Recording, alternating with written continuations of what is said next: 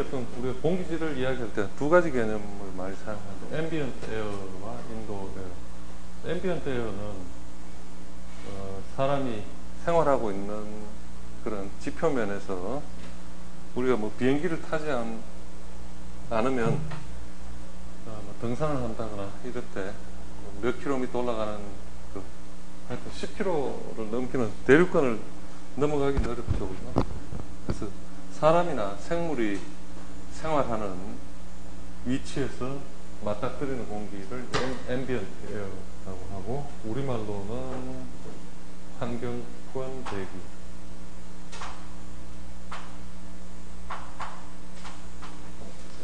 그리고 이제 그에 반해서 뭐 어떤 반대말의 개념은 아니지만 어떤 바깥이라는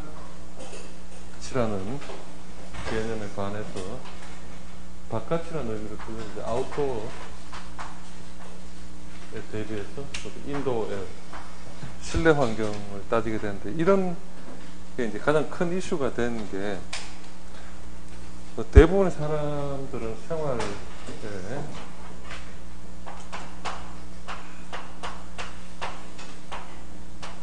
여러분들이 아무리 열심히 밖에 돌아다녀도 결국은 한 80% 정도는 뭐 교실이면 교실, 집이면 집,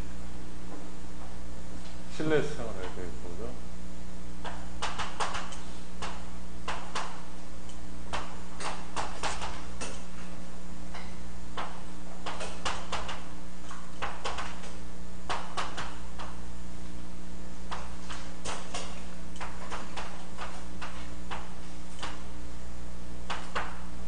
이렇게 이제 실내 오래 생활하다 보니까 실내 생활하는 사람들이 느끼는 어떤 병적인 현상들, 이 이제 하나의 사회적인 현상으로 주목을 받았는데, 그게 바로 뭐 풍문으로 들어서 SBS가 아니라, 저 SBS는 뭐라 그러는, 이런 SBS 들어본 사람? 응? 여기에서는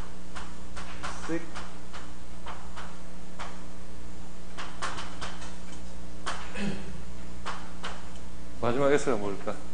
신드롬, 그지? 자, 이제 가장 하나의 구체적인 예가, 여러분들이 이제 사무실이라든가 이렇게 주거하다 보면은 뭐 복사기 사용한다든가 프린트 사용한다든가 그렇기 때문에는 그런 프린트 사용할 때마다 토너에서 나오는 미세분진, 초미세분진, 또 어떤 광학적인 그 어떤 스캐닝 기능이 있을 때마다 오존이 발생하는 어떤 계속 복사만 한다든가 뭐 어떤 그런 환경에 있으면은 사람들의 어떤 몸에 이상한 증상들이 나타나겠죠, 그죠? 그래서 저는 SBS 같은 게 이제 이슈가 되면서 실내 공기질에 대한 연구가 이제 굉장히 많이 이루어졌고, 그래서 실내 공기질도 국가적인 차원에서 여러 가지 어떤 관리 및 규제가 들어가고 있습니다. 236쪽 보면은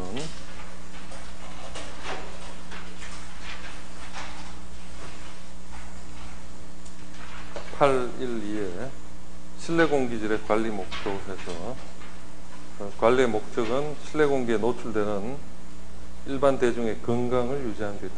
이게 이제 가장 중요한 팩트고, 자, 다음 세 가지 인자의 영향으로부터 안전하게끔 하는데 노력할 수 있다. 336페이지입니다. 너무 건너뛰었고. 우선 실내에 체류하는 사람이 느끼는 온열 환경의 수용도, thermal acceptability. 너무 덥거나 춥거나 하지 않아야 되겠고, 둘째로 호흡기에 영향을 주는 기체상 물질의 정상 농도를 유지해야 되고, 이건 뭐 입자상도 마찬가지지만,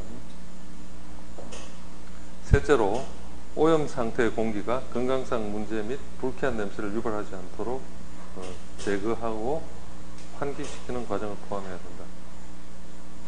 자, 그래서 기술적으로 우리가 테크니컬하게 약 한 900가지 정도의 오염 물질을 실내 공기 중에서 분석할 수 있는 것으로 알려져 있는데, 이를 이제 대표적으로 다음과 같이 7가지 집단으로 구분할 수 있어서 이제 이렇게 관리를 하고 있습니다. 첫 번째가 연소상 생성 물질, 연소하면서 발생하는 것들. 두 번째가 화학 물질과 화학 용액. 세 번째가 호흡성 먼지와 미세먼지.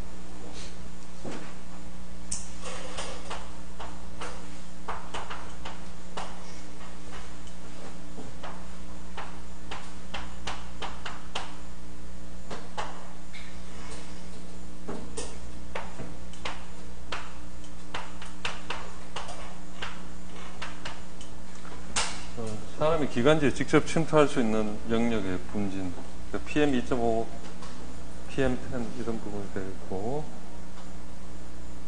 호흡 대사 물질, 호흡 과정에서 발생하는 물질. 이 대표적인 게 뭡니까? 호흡 대사 물질이 이산화탄소 같은 그런 성분들이 있겠죠.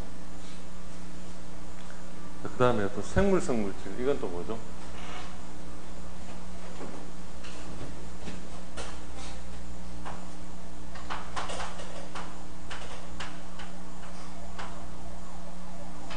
뭐 진드기라든가 뭐 침대 같은 데도 뭐 수천 가지 종류의 미생물들이 존재하고, 이런 것들이 결국은 우리가 먼지라는 게 일반적으로 물리적이거나 화학적인 성분에 덧붙여서 실내에서는 사람들이 거주하니까 생물적인 물질도 또 많이 생성이 되고, 자, 6번째가 또 중요한 게 이제 라돈.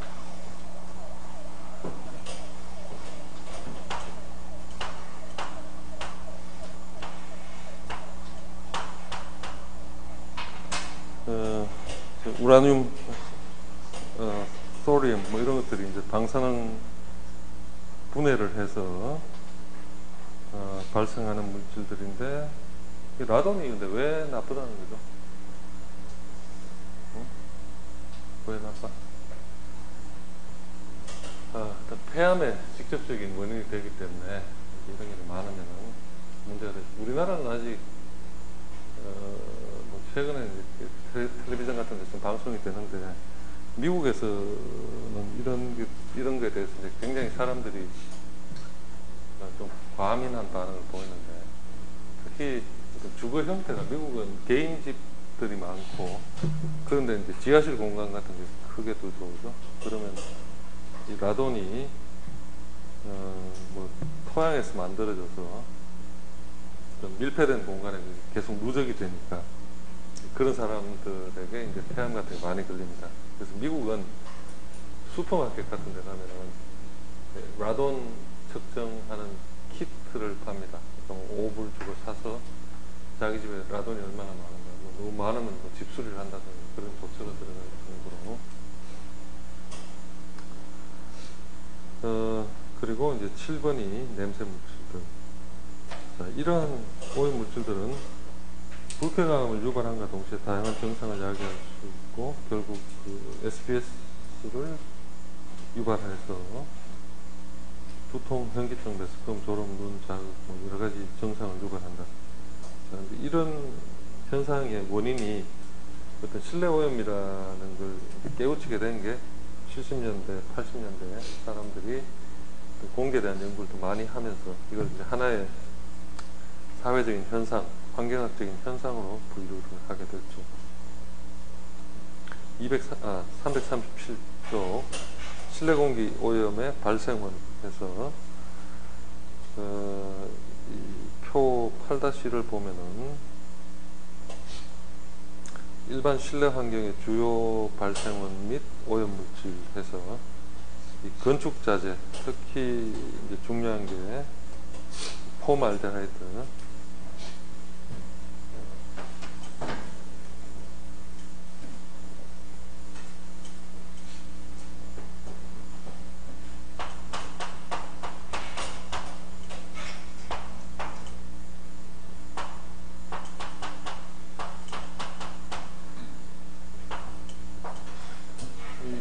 알데하이드의 출발이 바로 가장 분자량이 작은 폼알데하이드, 알데하이드 H 정도, 그 다음에 이제 메칠기가 되면 아세트알데하이드가 되는데, 이런 알데하이드들은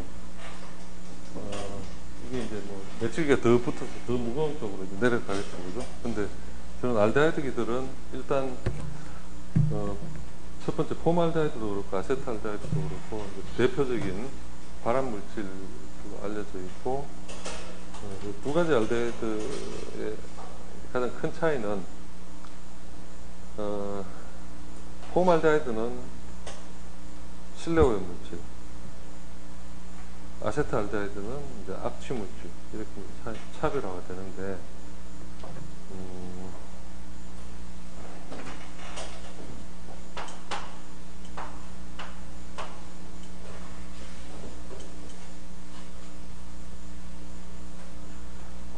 여러분들이 어떤 뭐 고기 구이집이라든가 이런 데서 환기가 잘 되지 않아서 눈이 따갑고 매캐한 상황, 눈물이 좀 나고 이런 때는 이제 바로 폼알데하이드가 거의 100ppb 넘어갔다고 이제 보면은 됩니다. 이게 눈을 자극하는 첫 번째 신호탄이 폼알데하이드고, 또 뭐 예를 들어 어떤 포목점, 시장에 옷, 비단옷 같은 거 만드는 거 이제 부패하지 않게 약 같은 걸 이제 많이 치는 데도 들어가고, 지금은 이제 많이 좋아졌지만 여하튼 새집 만들 때 이런 건축 자재들의 폼알데하이드 같은 걸 굉장히 많이 사용들을 했었죠. 그래서 지금은 폼알데하이드가 없는 것 또는 작게 나오는 것, 그런 게 이제 뭐 친환경 건축 소재, 핵심은 바로 폼알데하이드 제거하는 겁니다. 그리고 그걸 제거했기 때문에 어떤 뭐 비용이 훨씬 비싼 제품을 만들어서 팔 수가 있고, 자, 그래서 이제 핵심 물질들이 이런 이제 폼알데하이드 계열, 또 알데하이드 계열, 그 다음에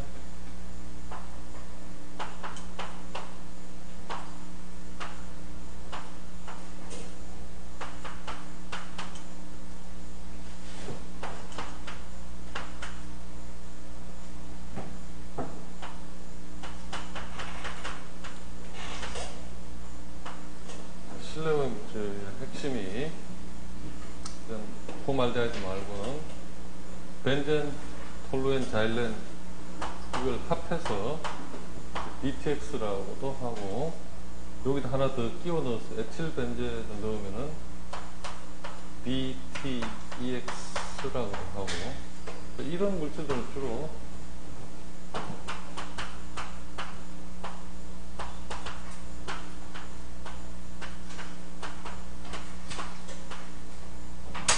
바로 이제 방향족 탄화수소를 대표하고, 실내 오염 물질의 가장 핵심은 이 두 가지입니다. 이 폼알데하이드하고 벤젠, 이 두 가지 물질이 이제 가장 핵심인 이유는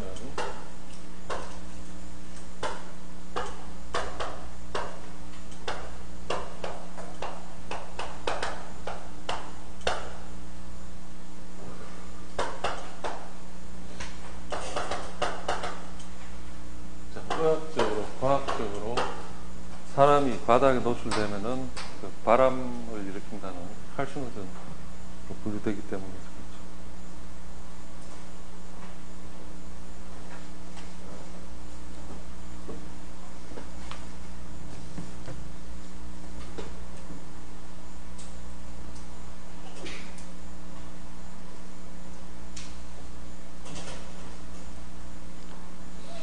자, 이런 뭐 치명적인 성분들 외에도 라돈, 그리고 건축자재에서 많이 나오는 게 이제 성면, 성면 같은 경우도 이제 굉장히 관심을 많이 받은 물질인데, 한동안은 이제 이 성면 같은 게 단열 효과가 굉장히 뛰어나니까 건축 내장재로 굉장히 많이 사용했습니다. 지하철 2호선 같은 데도 성면이 이제 많이 들어가 있어서 지금은 그런 성면을 뭐 수거하고 떼낸다는 걸로 이제 굉장히 이슈가 되기도 하고 하는데, 이런 게 어떤 문제가 있다는 걸 몰랐을 때만 해도 그 영화, 옛날 영화인데 그 스티븐 맥퀸이라는 배우가 있습니다.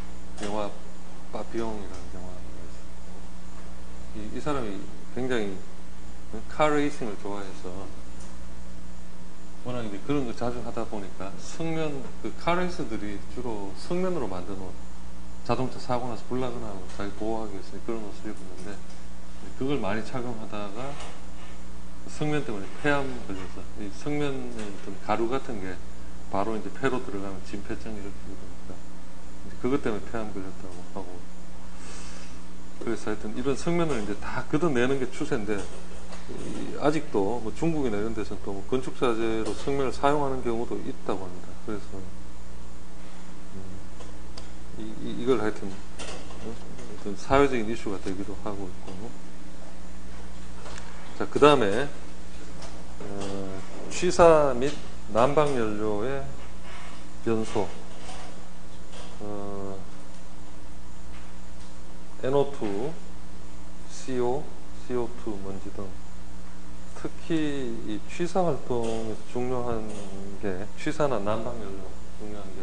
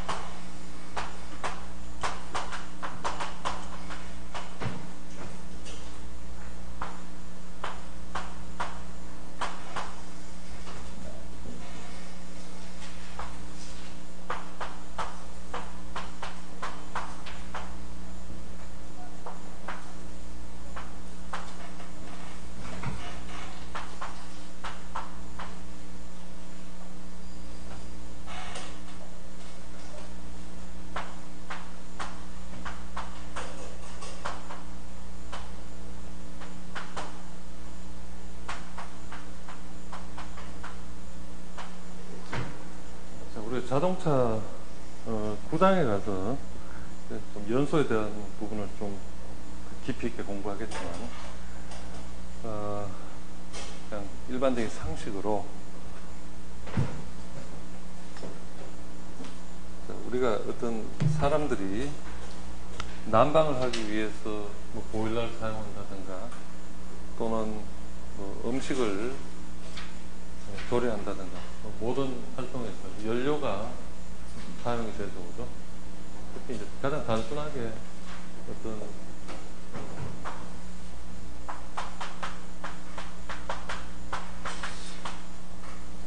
어떤 형태의 연료든 다 이제 카본이 원료가 들어가 있는데, 그 형태는 이 뭐 알칸 형태로 탄소가 뭐 3, 4개부터 10개까지 뭐 굉장히 길게 복잡할 수도 있고 단순할 수도 있고, 산소하고 결합해서 이산화탄소가 되는 과정이 지난 시간에 보니까 하이브리드 자동차 연사도 뭐 그런 이야기를 한번 하셨지만 98% 이상의 컨버전이 다 일어나서 이산화탄소로 돼야 되고, 또 어떤 보일러 같이 열 효율을 높여야 하는 그런 장비들은 대략 99.9% 이상의 어떤 전환이 이루어지게 돼요.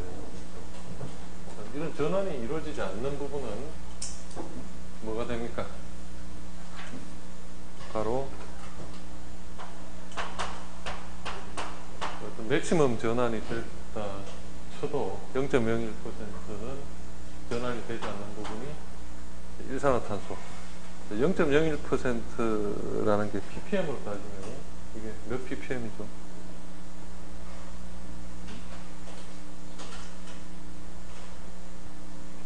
ppm으로 따지면 몇? 네?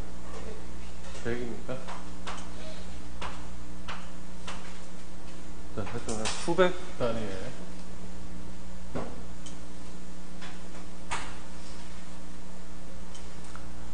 수백 ppm 정도에서 한 3, 4시간만 놓쳐도 사람 바로 사망한다고 그러죠.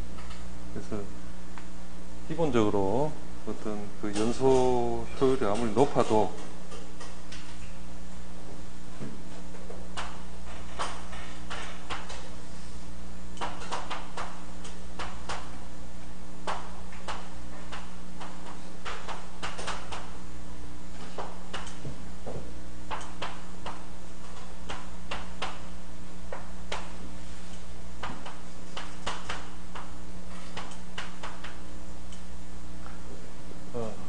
환기가 부적절하고 공기가 역류되거나 이럴 때는 3, 4시간 놓쳐도 사람이 사망하게 된다는 게 문제가 되고,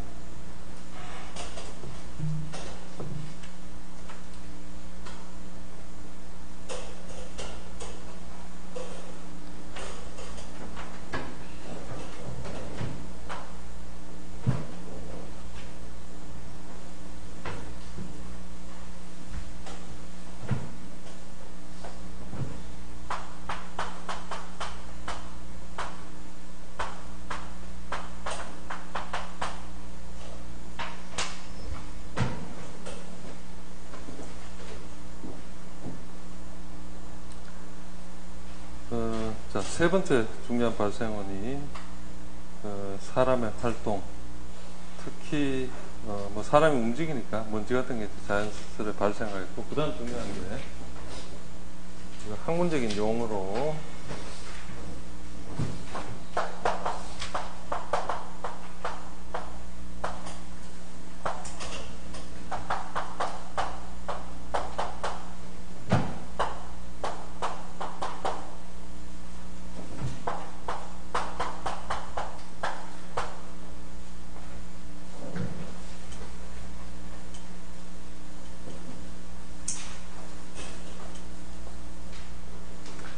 좀 뒤에 자세히 나올 내용인데 미리 좀 당겨서 설명하겠습니다.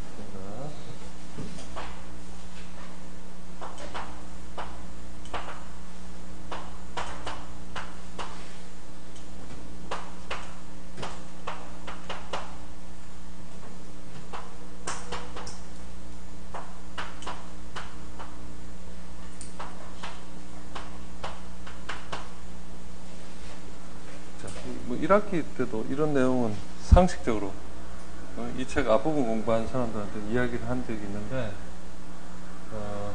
이런 사람이 담배를 피는 걸로 인해서 어떤 환경에 오염되는 것을 학문적으로는 Environmental Tobacco Smoking에서 ETS라고 그러고, 그리고 이런 담배를 피는 활동은 두 가지 형태로 사람에게 노출이 되는데, 직접 그 담배 연기를 들이키는 사람은 메인스트림, 그 담배 연기 필터를 통해서 나오는 담배 연기를 직접 자기 폐로 집어넣으니까 이런 것을 우리말로는 이런 들어본 사람 있습니까? 주류연이라고 하고. 자, 그 다음에 옆에 서 있다가 자기는 직접 피지 않지만 들이키는, 이걸 뭐라 그럽니까? 사이드 스트림 스모킹을? 응? 간접 흡연인데 요거 상으로 번역하면 어떻게 돼요? 주류연.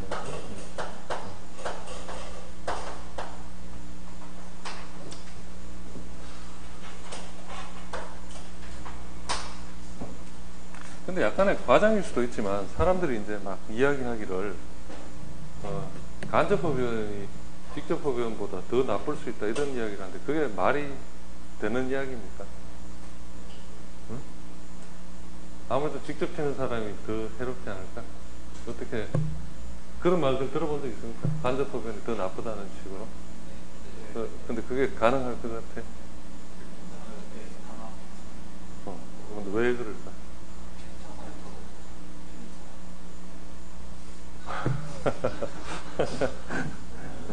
오케이. 필터에 있으니까. 그럼 필터가 없으면 상관이 없나? 필터 없는 담배 피는 사람. 우리 담배값을 이제 4,500원인가 올렸죠, 그죠? 국회의원들이 서민들도 담배값 2,500원 낮추자고 필터 없는 담배가 보급하자는 그런 소리를 했죠. 뭐 그러니까 또 여론이 시끄러웠지만 어쨌든 만약에 그러면은 상관이 없는 건가? 자, 물론 필터도 중요한데 더 나쁘다고 하는 가장 근본적인 원인은 예를 들어 조금 전에 실내 오염의 핵심적인 성분이 BTX라고 했죠, 그죠? 우리가 이런 성분을 측정해 보면은 사람이 이렇게 담배를 통해서 담배 연기를 딥 브리딩 한 다음에 그걸 뿜어내죠. 그러면 이 뿜어내는 공기에는 BTX가 0.01%, 99.9%는 몸속에 남고, 그러니까 결과적으로 몸은 하나의 쓰레기통이 되고 깨끗한 공기를 사람이 그러니까 사람이 다 필터링을 하기 때문에 담배 속에 뭐 6,000가지 나쁜 성분들 그 대부분이 어떤 정도의 차이는 있지만 성분에 따라 다르지만 이렇게 이제 그 흡착성이 강한 성분들은 사람 몸에서 깨끗하게 정화가 되고 뭐 연기처럼 보이지만 거기는 거의 깨끗한 공기가 나가게 됩니다. 반대로 이 담배, 생담배가 타는 상태에 노출된 사람은 100% 그냥 다 노출이 되는 거죠. 그러니까 결과적으로 뭐 메인스트림이, 아니 그 사이드스트림이 메인스트림보다 더 나쁠 수는 없습니다. 왜냐하면은 피는 사람은 두 개 다 하니까 자기가 피고 또 뭐 노출되고 그렇지만 이제 사이드스트림의 경우는 전혀 정화되지 않은 게 100% 릴리스가 되니까 굉장히 나쁠 수밖에 없겠죠. 그래서 특히 이제 가정주부들 본인은 담배를 별로 피지 않지만 남편이 뭐 열심히 담배 피고 또 담배를 피지 않지만 뭐 생선도 굽고 뭐 집에서 조리도 많이 하고 이런 사람들은 폐암이 이제 걸릴 수가 있는데 직접 담배를 이렇게 피는 사람들 경우에는 담배를 사실 뭐 그렇게 깊이 당기진 않죠. 그러니까 폐 입구에서 이렇게 암이 걸리고 여자들처럼 직접 피진 않지만 간접흡연 같은 데 노출되는 사람들은 그 폐가 일상적인 생활로 이렇게 늘 들이키는 거니까 깊이 있게 이렇게 암세포가 발견됩니다. 그래서 그걸 뭐 선암이라 그러고 좀 구분이 되는데 어떤 간접흡연의 폐가 그렇게 나타나고 특히 뭐 좀 자기가 직접 피워서 폐암이 걸리면 좋은데 그런 식으로 간접흡연 때문에 걸리면 좀 황당하죠. 평생 담배도 안 폈는데 나 왜 걸리지 이런 식으로 이야기하게 됩니다. 자, 그리고 이제 지금은 이런 게 한 단계 더 건너뛰어 가지고 자, 이게 이제 굳이 따지면 first, second 그렇죠. 새로운 개념이 2000년대부터 들어왔죠. 3차 흡연이라는 게 이건 뭐냐면은 담배 핀 사람 옆에 이렇게 있다가 그 담배 성분이 이제 자기 옷 같은데 남게 되고 집에 가서 이제 그 옷을 걸어두거나 하면은 그 옷에 남아있던 게 집으로 이제 퍼져나가는 그런 과정입니다. 그러니까 일반적으로 건강한 성인들은 큰 문제가 아닌데 뭐 어린이가 있다든가 어떤 이런 담배 성분에 굉장히 민감한 반응을 보이는 그런 아이들이 있을 때는 3차 흡연 같은 게 실질적으로 뭐 아이들 소변 검사하면 담배 성분 같은 게 나타난다. 내가 담배를 피우면 집에서는 절대 안 피는데 뭐 이렇게 이야기하지만 뭐 그런 게 그 몸에서 나타나는 것을 학문적으로 또 증명을 해서 그래서 지금은 그 3차 흡연까지도 뭐 규제해야 된다는 거. 우리나라도 작년까지만 해도 어떤 소규모 식당에서 들어가서는 이제 담배가 허용이 됐죠. 근데 올해는 모든 곳에서 근본적으로 다 금지를 하고 있고, 뭐 특별히 상업적으로 뭐 그것을 조금 편법으로 뭘 하는 사람들이 있는지는 모르겠지만, 하여튼 근본적으로 이제 우리나라도 다 내부적으로 금연이 이루어지고 있는데, 이런 그 담배하고 관련된 그 유해한 이야기들이 뭐 하여튼 상당히 이제 따져볼 게 많은 게, 지금 이렇게 일반적인 담배 같은 경우는 당장 이 간접흡연이 이제 굉장히 문제가 되는데, 전자담배는 또 어떻게 되느냐. 그게 또 하나 이슈가 됩니다. 전자담배는 간접흡연이라는 게 있을 수가 있을까 없을까? 응? 안 펴봤으면 모르나? 전자담배는 항상 이 스위치를 눌러줘야 담배가 작동을 하죠. 그러니까 일반 담배는 뭐 한번 불을 켰다 하면은 그게 꺼질 때까지는 자기가 끄든가 뭐 다 피든가 그때까지는 계속 피니까 간접흡연이 이제 계속 될 수밖에 없고, 근데 전자담배는 스위치를 누른 동안에만 이 전자담배 용액이 가열이 돼서 스모크가 돼가지고 배출이 되니까, 그걸 누르지 않으면 발생하지 않으니까 간접흡연이라는 건 없는데, 전자담배 같은 경우는 이제 또 하나의 가장 심각한 문제가, 담배를 피는 사람들은 한 모금 빨아다니고 시원하게 어떤 연기를 뿜어대는 그게 이제 멋이죠, 그죠? 그래서 전자담배가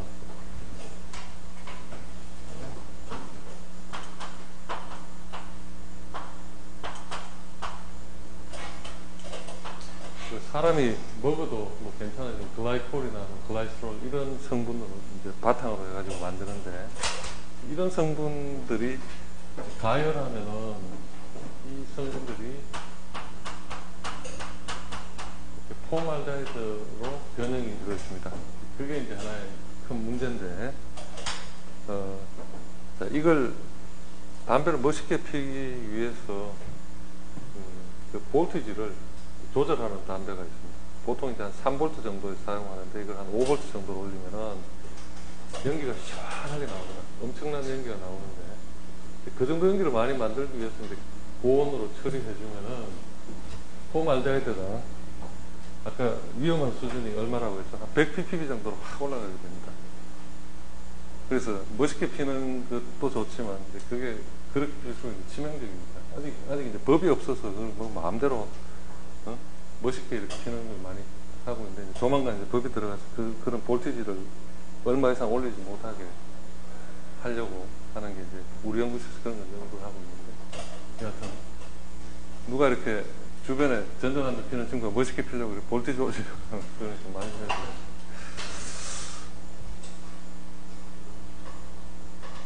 자, 그 다음에 네 번째 중요한 소스가 바로 바깥 공기.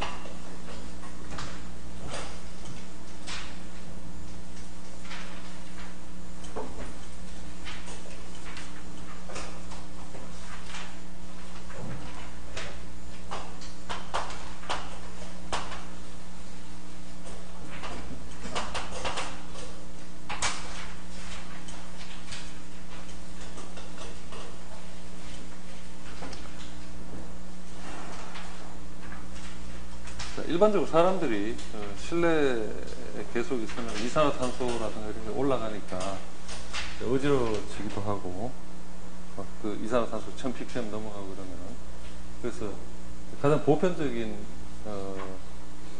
어떤 대응책이 환기조, 창문을 열어서 바깥 공기가 들어오게 하는 건데, 근데 요즘은 뭐 봄철이나 이런 때는 그것조차 좀 황당할 때가 있고, 뭐 예를 들어 황사가 엄청나게 불고 있다. 근데 오히려 바깥 공기가 더 나쁠 것 같은데 환기를 해야 되는 말이에요. 여하튼 어떤 그런 특별한 케이스가 있듯이, 일반적으로 바깥 공기가 나쁘면 실내 공기도 영향을 받겠죠.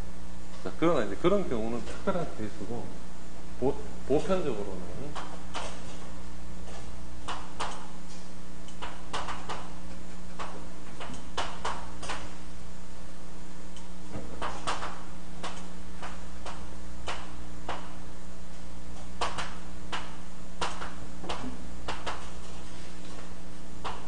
같은 오염 물질이 같은 수준의 오염이 실내와 실외로 유지된다고 해도, 사람이 실내에 체류한 시간이 거의 한 90% 되다 보니까 실질적으로 미치는 영향은 한 1000배 정도 실내에서 오염 영향이 더 크다고 합니다. 그러니까 적절한 환기를 해야 되고, 자, 그런 것 때문에 요즘은 그 수업 시간에도 한번 언급했지만 이런 지능형 공기청정기 같은 게 나와서 실내 환경 중에 뭐 이산화탄소 농도가 너무 높다, 또 분진 농도가 너무 높다 이러면은 자동적으로 그 공기청정 시스템이 가동되는 뭐 그런 식의 어떤 스마트한 개념의 환기 시스템 같은 게 나오기 시작했죠. 아마도 그런 개념이 굉장히 보편화될 것 같은데요. 또 이제 그런 걸 빨리 만들다 보니까 이제 그게 하나의 트렌드가 되고 있습니다. 우리나라에서 그런 제품 만드는 게. 자, 바깥 공기에서 주로 영향을 받는 게 먼지라든가 NO2, CO, SO2, 오존 등 실내에서 만들어지기보다 바깥에서 만들어질 경우, 또는 실내에서 만들어져도 바깥에 영향이 여전히 있는 거. 자, 그 다음 다섯 번째가 각종 생활용품.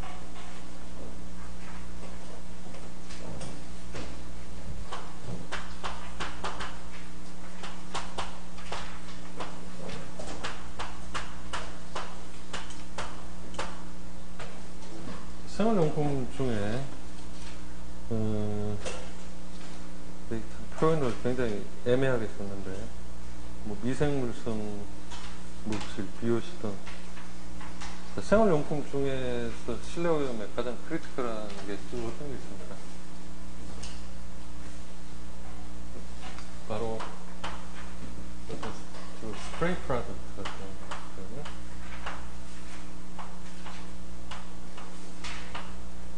이런 뭐 예를 들어 헤어스프레이도 그렇고, 또는 뭐 모기를 잡는다, 파리를 잡는다, 뭐 하여튼 우리 생활에서 그런 게 굉장히 많죠. 근데 그런 것들도 따지고 보면은 모기를 잡아주기는 하지만 사람도 같이 잡아주는 경향이 있어.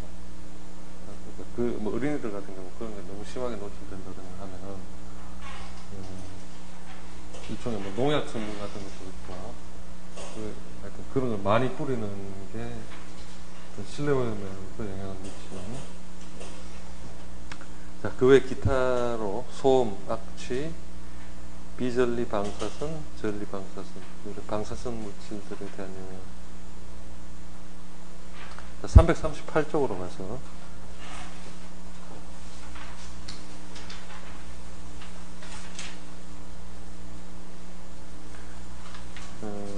이 821 실내 오염 물질 발생원 해서 표 8-2를 보면은, 자, 우리나라도 2011년부터 실내 공기질에 대한 유지 기준을 만들어서 법적으로 관리를 하고 있습니다. 특히 많은 사람들이 이렇게 같이 공유하는 공간에서는 여러분들이 이걸 뭐 별로 이렇게 느껴보진 않았겠지만 법적으로 관리가 들어가고, 뭐 예를 들어 백화점이다, 또는 뭐 지하 역사다, 어떤 문제가 있으면은 그 관리한 사람에게 책임을 묻고 있습니다. 여기 이제 지하 역사 표 8-2 보면은 지하도 상가, 여객 자동차 터미널 대합실, 철도 역사 대합실 등등 해서 CO2는 기준이 1000ppm. 사람들이 없으면 기본적으로 CO2는 이제 400ppm 정도 깔아줘야 되는데, 예를 들어 이런 강의실에도 환기하지 않는 상태로 사람들이 거의 꽉 찼다 그러면은 한두 시간 있으면 1000ppm 정도로 쉽게 올라가게 되겠죠. 미세먼지도 PM10 기준으로 150 마이크로그램 프로티브입니다. 아무래도 바깥 공기보다도 어떤 이 제한된 공간이다 보니까 오염 물질이 누적되기가 쉬우니까 앰비언 에어보다는 그 기준이 조금 더 높을 수밖에 없겠죠. 앰비언 에어 뭐 예를 들어 100이다 하면은 그거보다는 몇십 프로 더 높게. 자, 세 번째 포말데하이드가 100 마이크로그램 per 큐빅미터. ppm으로 ppb로 빠져도 거의 한 95 ppb, 한 100 ppb 가까운 수준입니다. 자, 그 다음에 총 부유 세균. 이런 경우는 이제 주로 의료기관이라든가 이런 데서 중요하겠죠. 병원에 병을 치료하러 갔다가 오히려 다시 병 걸려온다는 그런 말들이 있죠. 그래서 이런 총 부유 세균은 먼지 같은 걸 채취한 다음에 거기다가 어떤 이런 그 생물, 미생물이 자라는 의미가 배양 실험을 통해서 그 어떤 공간 내에 공기질을 생물학적인 관점에서 판단하는 겁니다. 자, 일산화탄소는 10 ppm 이하. 이 모든 오염 물질들 중에서 사람의 생명에 가장 크리티컬하게 1차원적으로 영향을 주는 게 일산화탄소니까 이건 이제 꼭 들어가는 거죠. 그리고 이 어떤 뭐 잘못된 지식이 자꾸 전파되다 보니까 가장 요즘 이렇게 뉴스 같은 거 들어보면은 별로 반갑지 않은 뉴스가 무슨 뭐 자살 동호회 어쩌고 뭐 사람들 모여서 뭐 젊은 남녀가 자살했네. 그럼 대부분 자살하는 게 자동차 같은 데다가 뭐 번개탄 같은 거, 그러니까 자동차에 테이프로 막 열심히 막아서 일산화탄소가 빠져나가지 않게 잘 만든 다음에 그 다음에 무슨 번개탄 같은 거 켜면은 이제 몇백 ppm 올라가겠죠. 3, 4시간에 사망하게 되고.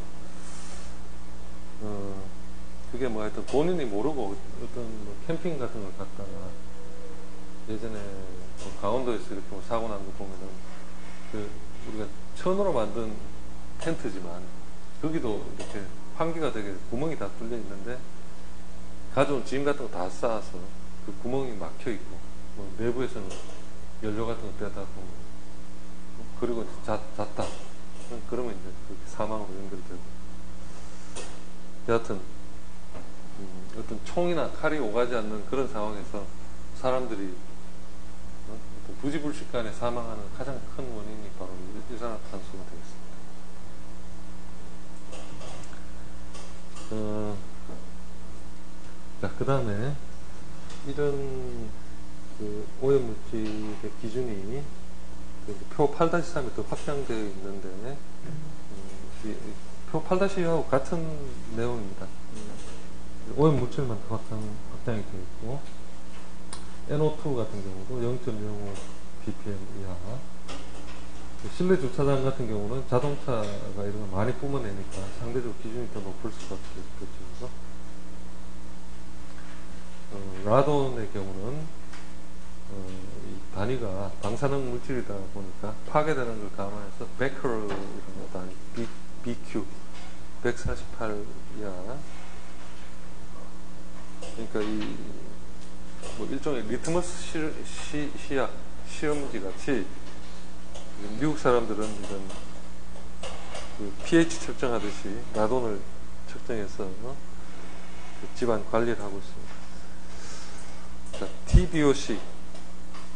BOC라는 게 종류가 워낙 많다 보니까 원래 가장 이상적으로는 벤젠 얼마, 톨루엔 얼마, 자일렌 얼마 이렇게 어떤 개별 BOC에 대한 관리를 해야 되는데 그게 어렵다 보니까 이런 것을 포괄적으로 묶어서 토탈 BOC라고 해서 TBOC 개념으로 관리합니다. 500 마이크로그램 per 큐빅미터.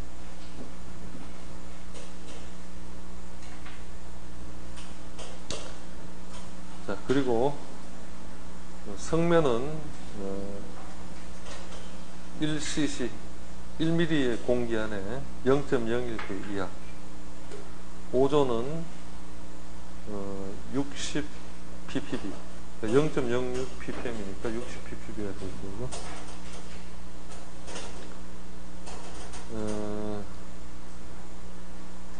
이 다중시설에서 특히 이렇게 문제가 되는 게 뭐 롯데백화점도 그렇고 가면은 지하에 어떤 그 뭐라고 해야 먹거리 식당들이 많이 있죠. 그런 데 가면은 아무리 환기를 잘 해도 잘 될 수가 없는데 뭘 지지고 볶고 이렇게 되면 매캐한 공기도 많이 발생하고 그런 경우에 바로 가장 대표적인 그 인디케이터가 뭐라고 했습니까? 포말데하이드라고 했죠.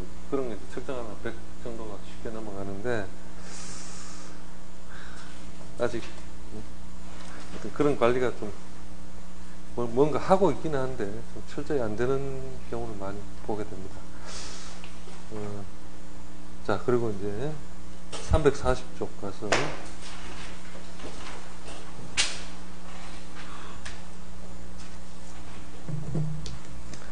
그림 8-1에 실내 환경에서 오염물질의 발생도 해서 이 공기가 실내 환경에 흡입구로 들어오는 부분, 배기구로 빠져나가는 부분.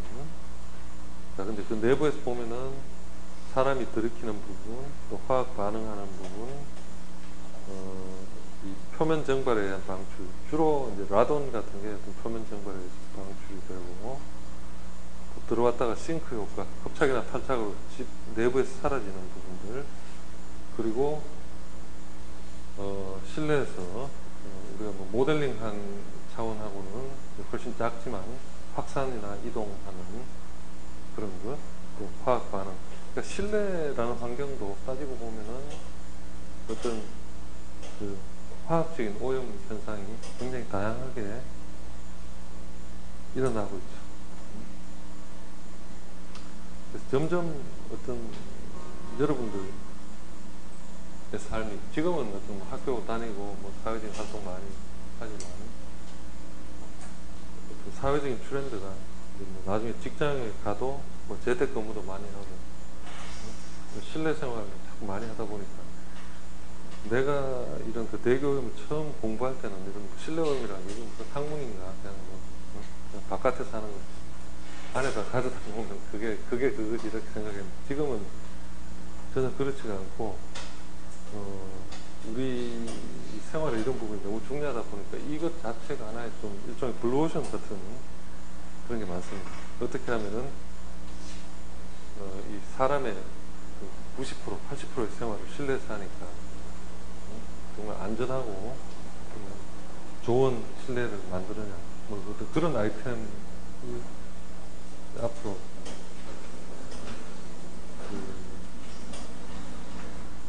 우리나라도 그렇고 또 우리 그 산업계도 그렇고 굉장히 지향하는 바가 크죠. 많은 데가 이제 이런 데 관심을 갖고 있어요. 자, 오염물질들은 뭐 기본적으로 설명했으니까 대략 넘어가면은 일단 340쪽 포말데하이드, 41쪽 성면, 라돈. 라돈은 여기 조금 더 구체적인 설명이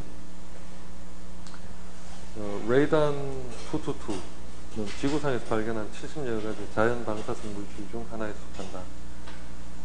사람이 가장 흡입하기 쉬운 기체성 물질로서 레디움, RA가 그러니까 226 레디움이 핵분열할 때 생성이 되고 반감기가 3.81입니다.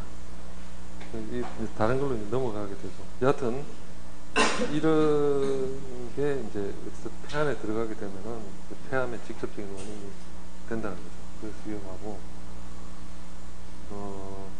342쪽 성면을 보면 유소, 소소, 마그네슘, 철분소, 칼슘, 나트륨 이렇게 하고 상하수도 형태를 취한다고 했는데 어떤 성분이 몸에 안 좋은 건지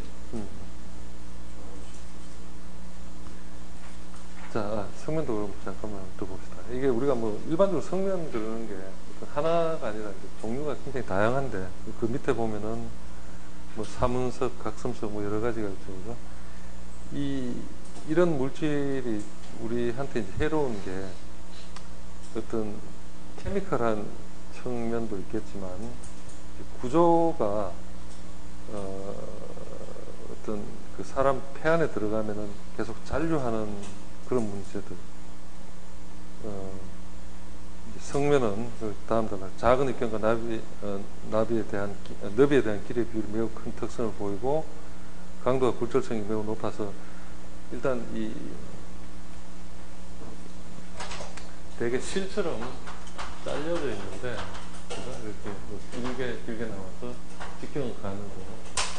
이 호흡기로 쉽게 들어갈 수가 있고 한번 들어가면 이제 계속 누적이 되고 뭐 어떤 그런 게 이제 가장 큰 문제라고 하죠. 그러니까 일반적인 입자들은 되게 이제 둥근 형태니까 우리가 어느 정도 걸러낼 수 있지만 저런 경우는 이제 뭐 바로 들어가면 쉽게 들어가고 그 다음에 한번 들어가면 빠져나오지 않고 그게 이제 가장 큰 문제라고 볼 수 있습니다.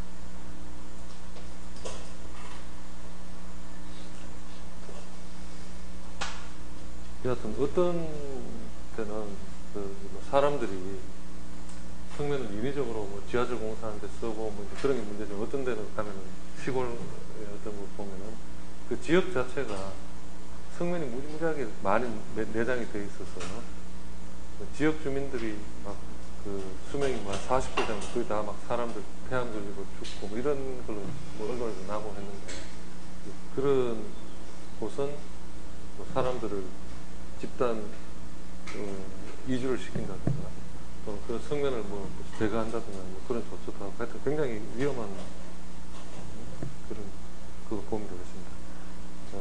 우리는 이제 그런 걸 인위적으로 모르고 사용하다가 지금은 이제 다 없애니까 괜찮은데 천연적으로 그런 게 노출되면 참 황당하죠. 344조. 미세먼지는 뭐 PM2.5, PM10 우리가 많은 이야기를 했던 것 같고, 그 다음 345조. 담배 연기, 아까 이야기한 그 ETS, Environmental Tobacco Smoke라는 개념이 나오고, 주류연, 비주류연, 메인스트림 스모크, 사이드스트림 스모크, 그리고 담배는 연소에서 이산화탄소를 비롯한 4,000여 종 이상, 뭐 심지어 한 6,000여 종까지도 이야기를 하는데, 우리가 어떤 상식적으로 생각할 수 있는 모든 나쁜 것, 뭐 심지어 다이옥신, pH, 뭐 이런 게 담배에는 다 들어있습니다. 우리가 이런 수업 하면서 담배 피는 사람들 좀 금연을 많이 권유를 하는데 사람들이 바보가 아닌 이상 뭐 그렇게 나쁘다는데도 그 담배를 피는 이유가 뭐겠습니까? 일단 한번 피면은 중독성이 워낙 세고 그래서 옛날 말에 담배는 죽어야 끊는다. 그러니까 이런 담배에서 나오는 뭐 니코틴이라든가 뭐 이런 타르 같은 것을 맥주컵으로 한 컵 받아서 원샷 해버리면 그 자리에서 그냥 사람 한 30분에 사망하는데 근데 보통 담배는 조금씩 수십 년간 그것을 야금야금 먹고 어느 정도 먹은 게 또 소화돼서 나가고 이러니까 이제 계속 피게 되죠. 근데 그것을 원샷으로 해서 바로 죽는다면 아무도 안 필 텐데 그냥 빨리 안 죽으니까 이제 계속 피게 되고 죽음의 고통을 자꾸 나누게 되는데 정상적인 의지로 워낙 끊기 어려우니까 가장 좋기는 애당초 피지 마라. 근데 이제 한번 핀 사람은 도저히 끊기 어려우니까 그게 어떤 참 힘든 부분이지만 세상도 좋아지고 어떤 인생도 즐겨야 되는데 한번 맛본 다음에 이런 수업하면서 끊을 수 있으면 이런 수업이 남기는 여러분의 선물이 되겠죠. 자, 오늘 수업은 여기서 마치겠습니다. 다음 시간에 휘발성 유지하면 345쪽